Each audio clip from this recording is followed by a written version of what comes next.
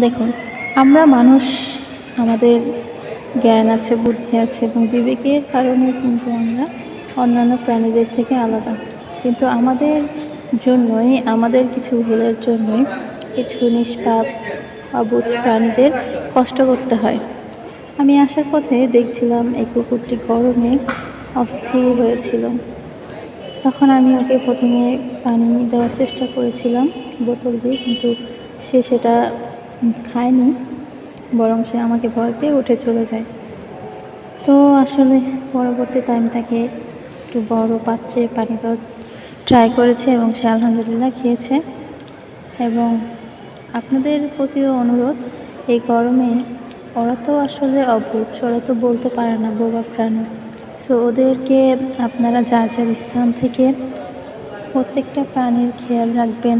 আশেপাশে কোনো কুকুর, বেড়াল বা যে কোনো রাস্তাঘাটে যারা আছে ওদেরকে কিছু পানি বা কিছু খাবার দেওয়ার ট্রাই করবেন, যেন আপনার ছোট্ট একটা কাজ